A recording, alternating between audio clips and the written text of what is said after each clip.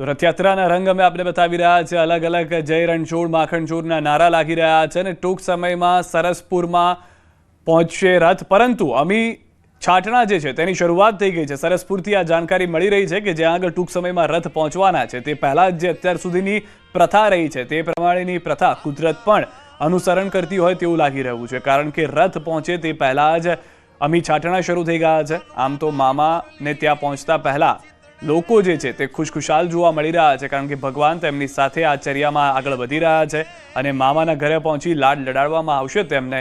પરંતુ જે ભક્તો છે તેઓ તે માટે પણ ખુશ છે, કારણ કે જે અમી છાટણાની પ્રથા રહી છે અત્યાર સુધીમાં રથયાત્રામાં તે પ્રમાણે જોવા પણ મળી રહ્યું છે। સરસપુરમાં વરસાદે જોર પકડ્યું હોય તેવી પણ જાણકારી છે, કારણ કે આ અમી છાટણા જે છે તે શરૂ થઈ જવાને કારણે લોકો ત્યાં આગળ જ્યારે પ્રસાદી માટે રહેશે, રાહ જોશે ત્યારે પણ થોડી ઘણી તકલીફ થઈ શકે છે। પરંતુ ભક્તિના રંગમાં ભીંજાઈ ગયા છે ભક્તોને।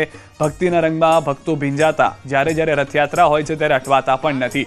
તેઓ જય જગન્નાથ કહી અને નીકળી પડે છે, પછી કોઈ પણ અડચણ કેમ ના હોય। અને 2025નું થોડું વર્ષ પણ એવું રહ્યું, પરંતુ સકારાત્મકતા જે છે તે આ રથયાત્રાથી જોવા મળી રહી છે।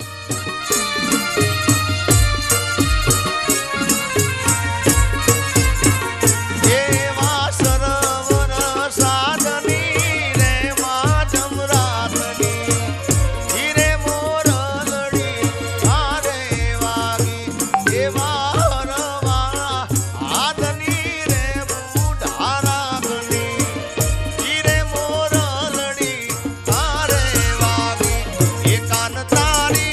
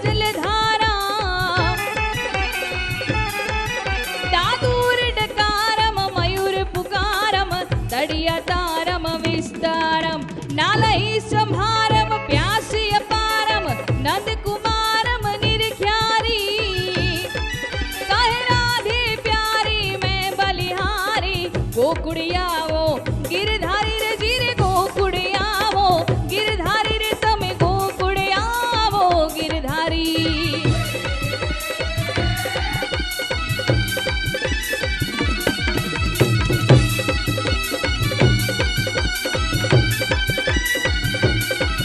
जय हो जगन्नाथ जय हो जगन्नाथ जय हो जय हो जय हो जय जगन्नाथ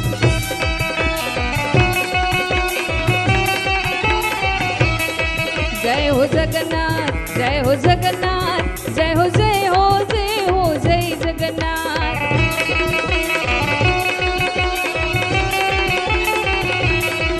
जय हो जय हो जय हो जय जगन्नाथ जय हो जय हो जय हो जय जगन्नाथ जय हो जय हो जय हो जय जगन्नाथ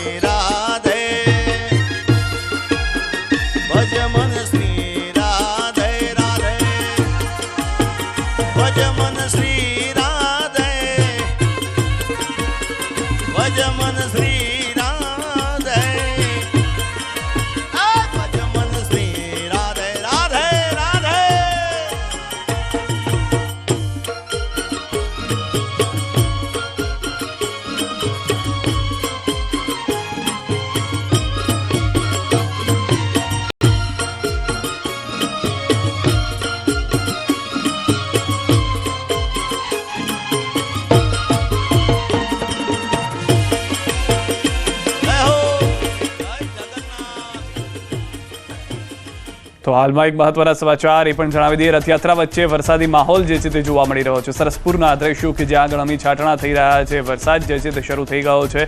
સરસપુરની અંદર ભક્તો માટે ભંડારો હોય છે અને ભક્તો ભંડારાની મજા પણ લઈ શકતા હોય છે.